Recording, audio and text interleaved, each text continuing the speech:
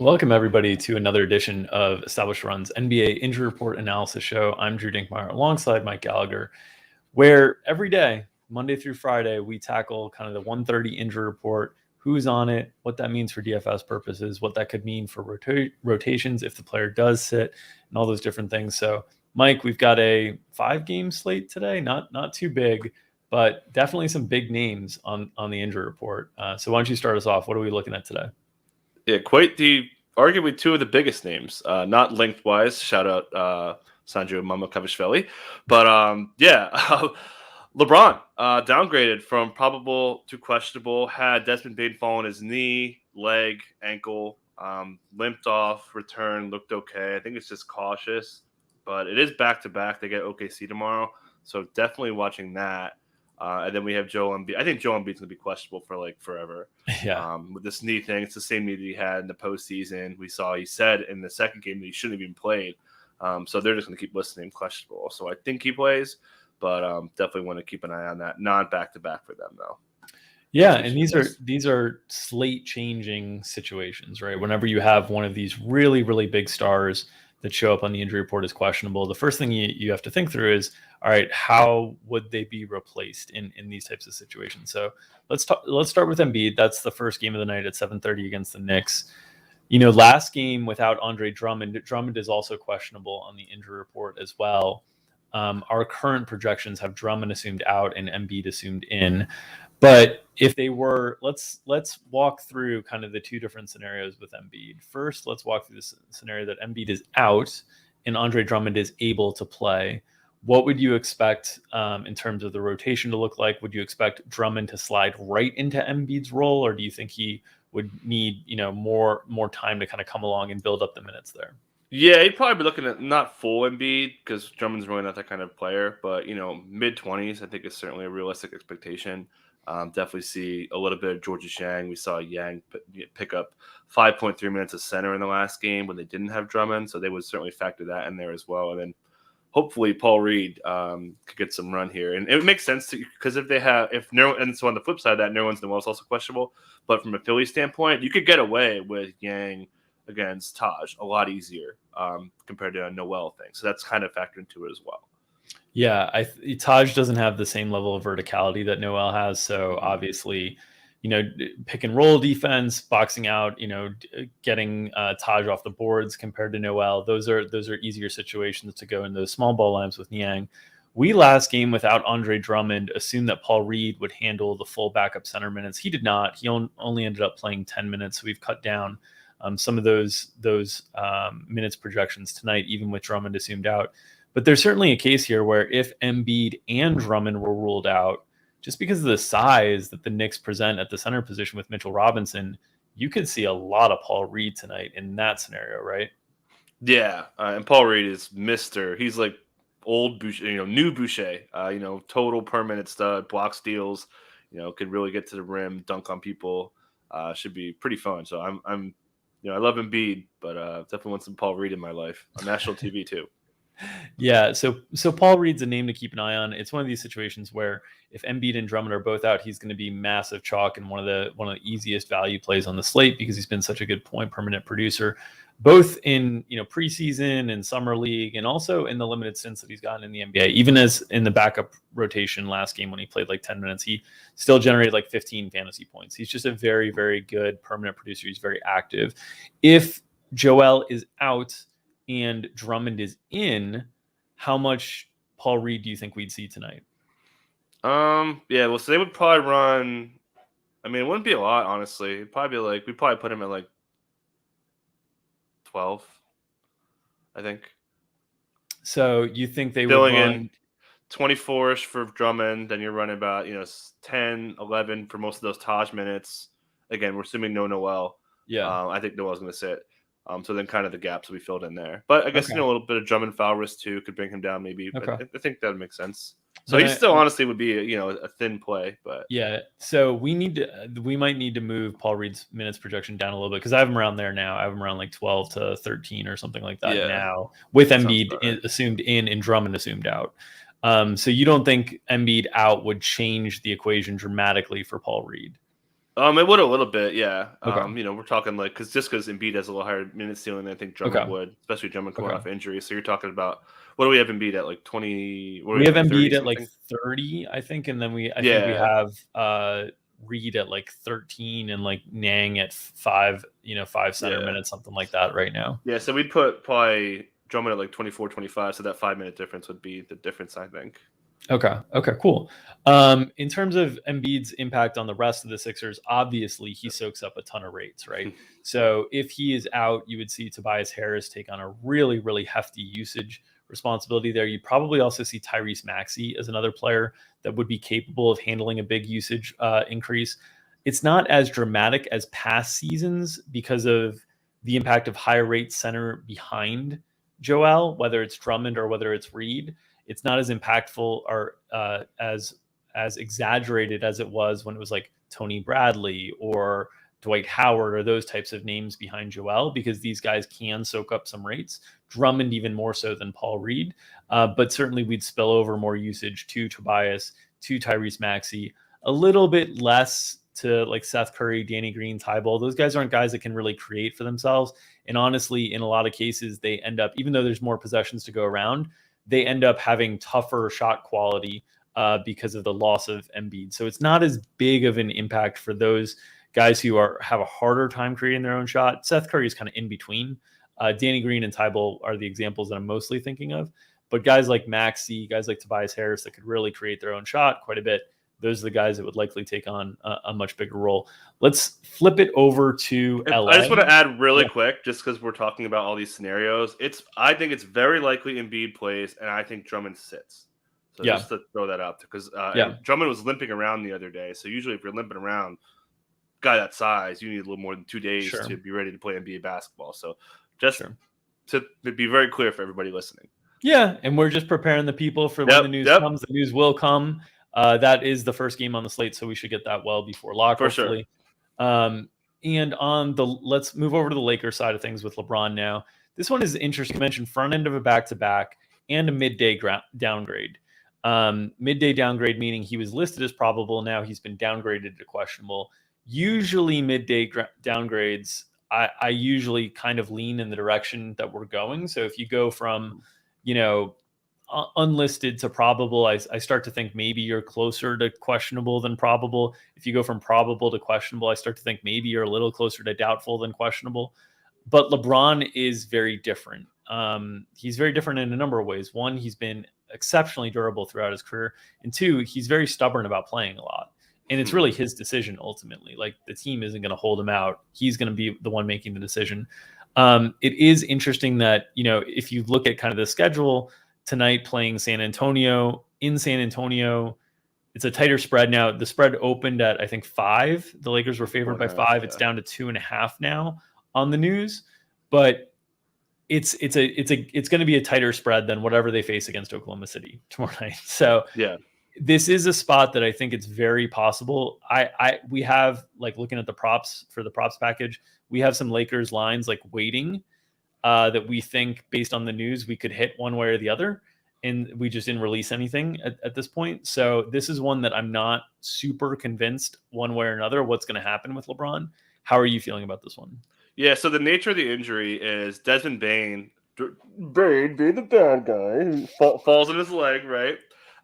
He was in pain, right? It was like, oh my God, is LeBron okay? He started thinking serious. Comes back, looks fine. So just a soreness thing. He's older. Yeah, it didn't really seem like a joint injury to me, so I think he plays. But the back-to-back thing is just everything right now. And we've seen guys, they get a different kind of an injury. But Kyle Lowry returns, misses a game. Darius Garland returns with an ankle injury, misses 2 games. But yeah, I think it makes kind of sense for him to play. But of course, if he doesn't play, my God, I'm pissed. I missed Westbrook PRA 34.5.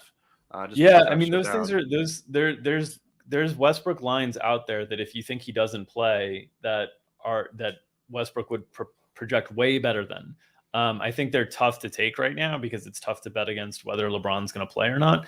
The other question I have for you is, do you think if LeBron does play, do you think he's limited in any capacity? Because he's been playing 36 to 39 minutes most nights. I mean, we have a huge minutes projection on him as a result. No, I just think they put him questionable if they're like if he's not 100%. I think they would put him out there, Yeah. normal. Yeah. So yeah, he should That's be my fine thought running process well. too. I Yeah. also think this game is going to be super competitive, and I think they're Mhm. fighting and clawing for every win that they can get right now. I think Yep. they kind of realize that until they get, Kendrick Nunn back, until they get Talen Horton-Tucker back, they're a little bit light on reinforcements, and they need to play LeBron and AD and Russ really, really heavy minutes. So I think he's going to be out there a ton. If he's not out there, how do you think they handle the rotations? Probably starting Carmelo. Vogel really talked him up after he hit the milestone. He'd be looking at a pretty good amount of playing time. They're going to be so thin. They're going to have to play Bazemore a ton. They'd probably put Bazemore on their lead guy. They'd probably put him on DeJounte, who's been really handling the offense. Phil and Malik Monk, he might start just to fill minutes there. Still has that growing thing. Austin Reeves cracked the rotation in the last game. He would get minutes. They'd have to play big just because they're missing bodies. So they would start AD at the 4, play their centers a little bit more to fill in minutes that way. So it'd be pretty thin for those guys. And Westbrook would just be insane. They were finally running the 3-1 Westbrook pick and roll with him and LeBron. Vogel said they want to use that against elite guards. So they might do it against, DeJounte's defense or something like that. Yeah. Starting LeBron. Yeah, it's a spot where if you replace 37 minutes with the current Lakers rotation, everybody has to pick up some slack, right? Mm-hmm. There's just too many minutes to kind of go around. And really, Russ and AD, from a minutes perspective, they can't pick up too much. Like, they're already so elevated. So you look into the situation where, normally we might project for like 24 to 26 center minutes between DeAndre and Dwight. Now you might take that up to like 40. Right? Like you might have to get all the way up there, maybe 36, 38, 40, somewhere around there, just to be able to fill out the minutes of the team as a whole. Carmelo Anthony, Kent Bazemore would gain in minutes, Malik Monk, Avery Bradley, Austin Reeves, everybody would gain in terms of minutes projection. In terms of usage, I think you'd go back to having, Russ of past DFS performances in terms of the ball would be in his hands a ton. Him and AD would be responsible for most of the possessions. They'd still have a bunch of guys that are low usage guys that can't soak up too much between DeAndre Jordan, Dwight Howard, Austin Reeves, Avery Bradley, Kent Bazemore. Like those guys, they can soak up minutes, but they can't soak up a ton of rates. So I think you get the rates boost for Westbrook and AD. They'd become really, really strong top plays to spend on. And then you'd get the increased minutes from all the role players that would make them viable value plays, but still probably a little shaky in spots just because they don't have a huge ceiling to them. So that's kind of how I'd expect the LeBron and Lakers situation to play out. The other thing that I'd note is in terms of if they were without LeBron, I think more true center minutes helps on two fronts. It helps. It's likely the Lakers go that route because the Spurs have also been very comfortable playing Jakob Poeltl heavy minutes early in the season. And I think it also solidifies and makes things easier for Jakob Poeltl to stay on the floor because while DeAndre and Dwight are difficult matchups to rebound against and different things like that, they don't draw a ton of fouls. And that's really Jakob Poeltl's biggest issue. And without LeBron out there, you would remove more of the AD at center minutes that would bring more foul risk. You'd remove more of the drives from LeBron that can occasionally bring foul risk. So I think that would be an improvement in matchup for Jakob Poeltl as well. Yeah, and just a quick question for you. We'll talk more about this on the DFS show, but with the late game, it's not the late game, but that 5:30 start time, does that make you less inclined to play 76ers and Knicks just because you want to save possible swaps? Yeah, we'll talk about it more on the DFS show. Don't want to give away too much of the premium content for the people, but generally you want to think through, how likely do you think a player is to sit or not and how that would impact stuff. And certainly it's always advantageous if you guess right. It's always advantageous on the market because the market just isn't thinking enough and guessing about it. So there's always added upside, especially as a tournament player, to taking guesses, because if you guess right, you get that leverage on the field. If you guess wrong, you're probably pivoting into naturally contrarian spots anyway. And so I think it's always advantageous to try to guess at these situations from a tournament perspective. So those are the two big injury names on the slate tonight. In terms of secondary names on the slate that we're keeping an eye on, you got anything out there for me, Gallagher? There doesn't seem to be much. Yeah, just Nerlens doing more in practice, so that I take it as that's not a full practice, and so Noel probably wouldn't be a full go anyways. So you're probably not playing Taj Gibson, but the bottom line is here, I don't think it affects Mitch. You're probably not going to want to play Mitch against Embiid, but hey, you never know. So I think Mitch is still okay if you did want to go that route. Minutes have been pretty good for Mitch. Had a couple little injury scares from him as well, but he's good to go. I like playing Mitch. Definitely not in cash, but I think Mitch should be fine with the Noel tag either way. I think Noel sits though. Yeah, that's one that's out there as a questionable. We talked about Drummond a little bit. And then the only other one that came up kind of later in the day was Mie Oni from Utah, but he's not really a rotation player, so it doesn't really matter there. In terms of returns, Andre Iguodala is going to be back on the floor tonight. He's listed as probable. Golden State chose they said yesterday they don't intend to rest anybody against Oklahoma City, which is always something you have to be in concern of, just kind of keeping an eye on teams that play OKC. And then you picked up a note from OKC's presser in terms of kind of their approach on things that I know you wanted to share with the people. Yeah, so Derek Favors is out, so that means we should get Isaiah Roby getting the start, possibly more upside, but they're going to still split it 3 ways. And we kind of knew this going into it just because the way the rotations are shaken out. We saw them getting blown up by Houston, and guys like Josh Giddey didn't get full playing time. And Dagnall kind of was like saying, hey, all these guys are working hard in practice. I want to find the minutes when we can. So he says basically that, quote, when things are going wrong, we're going to give opportunities to guys not in the rotation. He mentioned Mike Muscala, he mentioned Gabriel Deck, and he mentioned Ty Jerome. So be careful on OKC guys. In a game they should get smashed on. You've got to be, stacking that. Be careful, basically. Any of those guys that are spending money on. They're always a team that has a very wide range of outcomes, and we saw it. They were competitive in their last game out, and Shai Gilgeous-Alexander got up to 39 minutes. But the nights that they're not competitive, his floor is going to be around like 26, 27 minutes. So when those teams that are really, really volatile, they're really hard to project. I tend to try to lean on the more conservative side generally, but you always kind of want to go against the grain in whatever the tournament consensus is, right? If people are playing a lot of those guys, you want to get off them. If people aren't playing them, you want to take some shots on them, because median projections aren't going to be able to capture how wide the range of outcomes is on a team like Oklahoma City. And then I know you just wanted to mention something about Denver before we get out of here. Yeah, so Malone went off in the post game, said that Michael Porter Jr. had an opportunity to make an effort play, and he just watched. We saw MPJ pounding on the bench. And the big rotation note to me, I think Bones Highland's playing tonight. I don't know how much, but their offense is ugly the last couple games. They're pulling up too much. They're not drawing fouls. They're doing all the things that you need to do with the way they run their offense. So they have all these guys who just could get open shots. Austin Rivers, Barton can kind of get his own shot. PJ Dozier can't score on his own. Facu can't really score on his own. So injecting Bones Highland into their offense needs to happen. They look horrible against the Cavs. The Cavs are like one of the worst defenses in the league. So Bones is in. We saw him play point guard for the last possession or two next to the other 4 starters in Monte's spot. So be careful on Nuggets. Bones, I haven't seen his price, but I'm going to have a Bones lineup. No bones about it. No bones about it. I'm going to have Bones in there. Yeah, so, we haven't projected for like 5 minutes right now, so nobody's going to play him. I mean, just realistically, it would be pure speculation and guessing to go higher. What do you think his range is on minutes? Because he's only played in terms of normal not blowout minutes. He's only played in one of the 3 games so far. Well, Malone talked about back-to-backs being an issue, so I mean maybe someone sits to free him up that way. Barton would be a good candidate for that. So I mean if Barton sits, man, I mean it's party time. I'm jamming Bones in there. But even if people, so you're saying if everyone, yeah, I got you.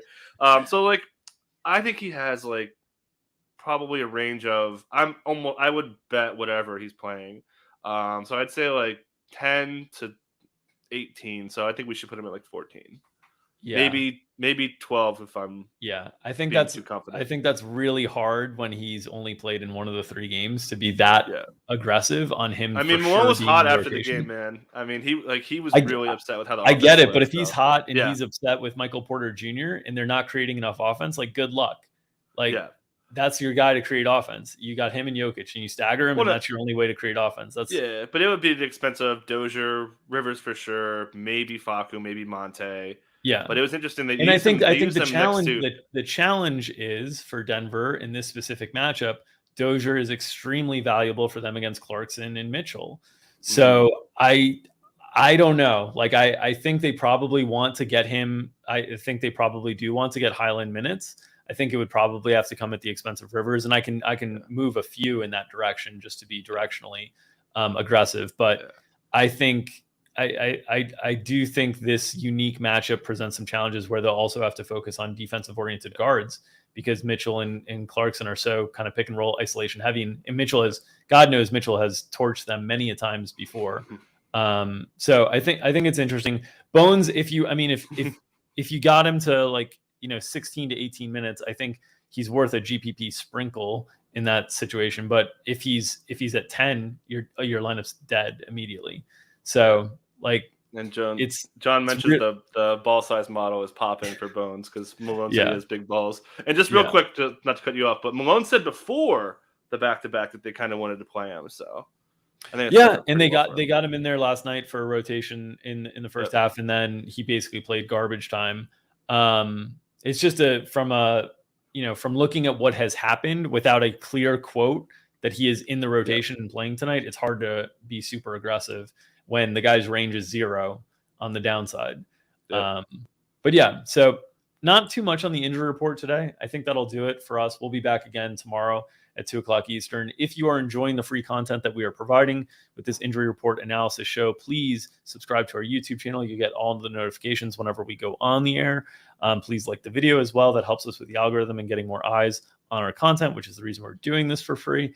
And if you are not subscribed to Establish the Run, we've got all the options you could ask for. We've got a props package that we're firing off 5 to 6 props a day, it seems like, in the NBA Discord channel. We've got NBA in-season DFS package with all of our projections. Our full statistical projections get released at 3:00 every day. We've got DFS points and minutes that are released earlier. You can get a package with Labs Optimizer if you'd like as well. But it comes with all the content, Mike's excellent matchups columns, our live shows Monday through Friday, all the projections and all the good work that we put in on that front as well. And whenever I get some time, I'll actually write some leverage articles and some tournament thoughts as well. But that'll do it for us today. We really appreciate you guys tuning in, giving us a crack at it, and we'll be back again tomorrow. Best of luck in all your games tonight.